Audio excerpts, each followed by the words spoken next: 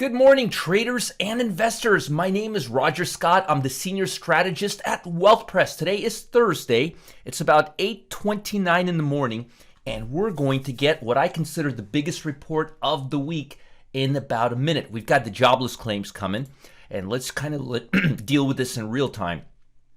So the expectations is 760,000. The market, and all of this is happening before the opening bell. I'm going to show you how I use data before the opening bell to take advantage of the market after the opening bell, which is how the pros do it.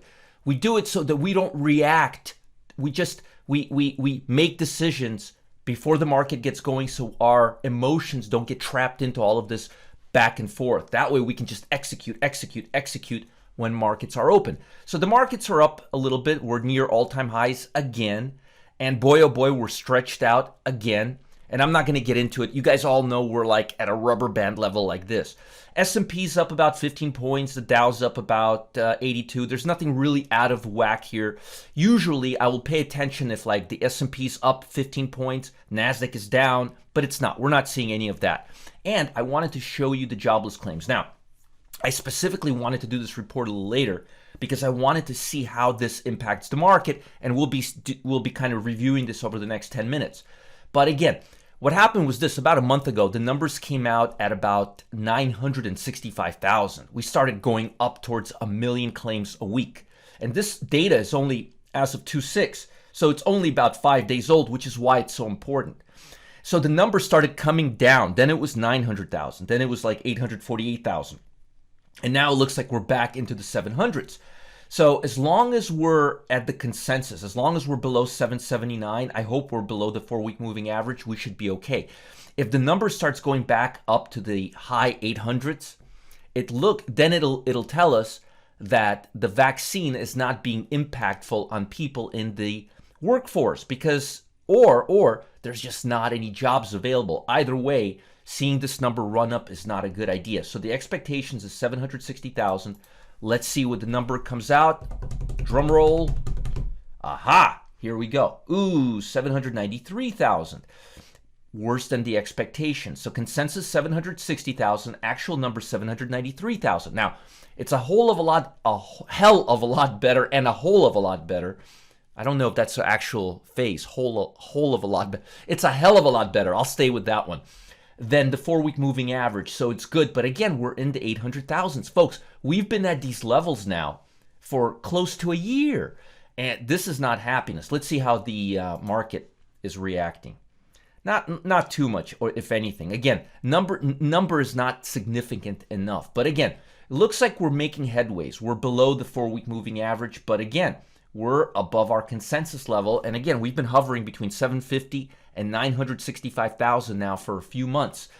And that number is not pretty. It's not good for the market. So jobless claims are looking better, but I wouldn't be holding my breath. We may be in this position for, let's see, we're right now in February, March, April, probably till the end of the next quarter, which means the stock market is going to need a lot of stimulus to continue making higher prices because we can't sustain these levels. I mean, look at this.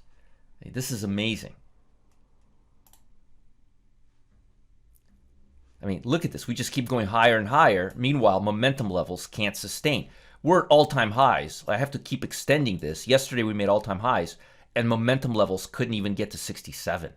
Look at this. We are 356. Now we're at 391. But look at momentum levels here.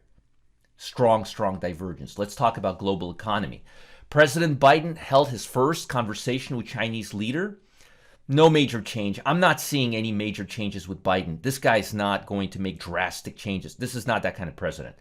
Many markets in Asia are closed for the Lunar New Year's and other holidays, so you're going to see less activity in U.S. because remember, everything goes around in a circle. U.S. markets key off Asian markets, and Asian markets I can't speak this morning. They key off European markets, and European markets key off U.S. markets. It's a round circle, and they all key off of each other. U.S. officials have signaled Washington will keep in its place export restrictions on tech and tariffs imposed by previous administration. Thank God for small favors. That's good. That's good right now. We need to keep China under our thumb. We need to do that for quite some time. Markets have been lifted by surprisingly good company earnings reports. Don't get too excited. They've been beaten down the last 3 quarters. But so far, we're now in the second part of the S&P 500 earnings. We've had about 350 reports. So far, the numbers are substantially better than expected on both earnings and revenue. And next quarter, we're actually expecting a positive quarter. But again, the numbers have been beaten down. So the fact that they're outperforming estimates is just not that significant. U.S. government report released Wednesday showed that inflation's remained tame last month, but I think we're going to see some inflationary pressure. I really do. Labor Department said Wednesday that U.S. consumer prices rose 0.3% in January, led by a surge in energy. I still think energy has a long ways to go. We're still in recovery mode for energy. Investors are watching inflation metrics more closely as Democrats in Congress prepare to inject $1.9 trillion of stimulus into the economy, which is why we're seeing the S&P so high and momentum levels can't get up there because we're literally prodding this market higher and higher and higher. Americans, U.S. businesses are starting to reopen and millions of Americans are now vaccinated. Yeah, I don't know about that. Mostly senior citizens that are out of the workplace. Most working Americans have not been vaccinated unless they work for, unless they're in the medical field and first response medical field. So it's not really that accurate that millions of Americans are now vaccinated. If you look at which Americans are vaccinated, you will see that most of them are not impacting towards the jobless numbers, which is why unemployment numbers are still rising, or not rising, but not moving lower, which is really the key here. So where were we here? So far, much of the extra money being channeled into the economies appear to be lodging in financial markets. Very, very, very, very true. So again, no major report today. The only major report is jobless claims, and that is actually the big report for the week. This is the first week, aside from earnings, obviously, this is the first week that we don't have a lot of Fed data. Tomorrow, we've got consumer sentiment, which is going to reflect on retail sales and the GDP, which makes up about 75 to 80% of our economy. So keep your eye on this number. It's going to be relevant, and I'll discuss it tomorrow before the opening bell. But again, CPI and CPI is telling us that inflation is intact or under control, if you will. But I wouldn't hold. I'm looking at prices of lumber, commodities. We're going to have some inflation. There's no question about that, folks. We're going to see some inflation. Maybe not across the board, which is what's causing a lot of analysts to say we don't have inflation. But if you look at it, if you look at inflation from like technology, commodities, home building products, it's here. There is a lot of inflation. No, there's not a lot of inflation in certain categories, but there's a lot of inflation in others. So it's kind of balancing out for now, for the time being. Looking at individual sectors, look, this is the S&P 500. I told you guys that Viacom, which was in 8th place last time we looked. Let's go back a week. Where is Viacom? Viacom. Oh, Viacom was actually 2nd place last week. Let's go a week back. Go 2 weeks back. Let's go a week before that. Yeah. Let's go to Viacom. I don't see Viacom here. Do you see Viacom? No, Viacom is on here. What am I doing? It is here. So Viacom has been on here for a while. I must be thinking about a different stock. But again, I like this Viacom. I like this Oxy Petroleum. I like this FANG, but I wouldn't be going into traditional energy stocks. Retail is still leading Nordstrom's, Kohl's, Coach. I like this Viacom. I still like this Viacom. Another stock that's making headways that was not making headways on our list is MGM. And I talked about this stock a few weeks ago. MGM was not on our list. Occidental Petroleum was not on our list. This SVB Financial was not on our list. Another stock that's moving back up, Under Armour, Twitter. So keep your eye on Twitter, Under Armour,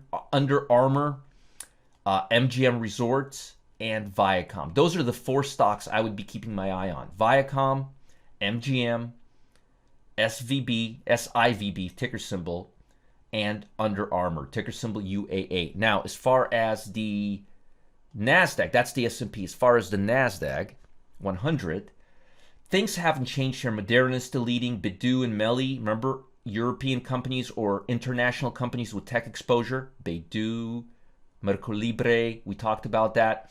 Now, the stocks that are making headlines here, NTAP, that's a stock that hasn't been on here. Ulta is coming up here, and Workday. So you've got Workday, because it was all semiconductors. Now you're seeing PayPal come up again, Expedia. So look for stocks in the top spots that are not semiconductors. So for example, you've got Workday, you've got NetEase, you've got Ulta, you've got NetApp or NTAP, PayPal. I like PayPal right now. I like Expedia. If I was to focus on two stocks, I would be focusing on PayPal and Expedia, because Expedia is making a comeback, and that goes in line with MGM making a comeback, because people are starting to look outside of the world. So MGM on this sector, and on the NASDAQ 100, we got Expedia. I talked to a real estate agent, and she's telling me people are starting to make plans to go to Mexico, and it looks like people are starting to look outside. Now, again, notice that I'm doing this analysis at 8:40 Eastern Time, and the market's not going to open for another 50 minutes. I'm trying to figure out, I'm showing you actually, I'm not trying to figure out, I'm showing you my analysis for the market and how I approach it for things that are going to happen after the open. So I'm doing pre-market analysis, so that when the market opens, I already know what's going on.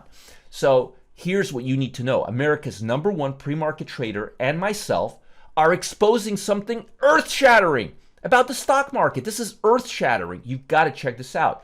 It all started with an undercover recording, and now it has turned into something so much larger. Things have a way of taking on a life of their own. Some are starting to say we've hacked the market. But all the money is made before the market even opens. Remember, Asia, Europe, they all dictate what the US market's going to do. You just got to know where to look. This new pre-market strategy has already handed out, get this, 20 wins in the past 22 trades. Can you imagine taking 11 trades and 10 are winners, taking 22 trades and 20 are winners? That's like a 95%, 96% success rate. That's crazy accurate. Posting winner after winner after winner since November. December, January, February, 3 months. Folks, you've got to get in on this. Had you followed along, you'd have tripled your money. Man, I'm getting excited about this. Click on the link below to watch this video that we put together on this mysterious new market hack. You've got to check it out. And make sure you like this video, subscribe to our channel if you're watching it on YouTube, stay ahead of the market by being the first to be notified when we post our next video. Most importantly, have a great day, stay out of trouble, and follow the link below. You've got to check out this #1 pre-market trader and myself. We've got an earth-shattering discovery that we want to share with you. Have a great day, guys. Bye.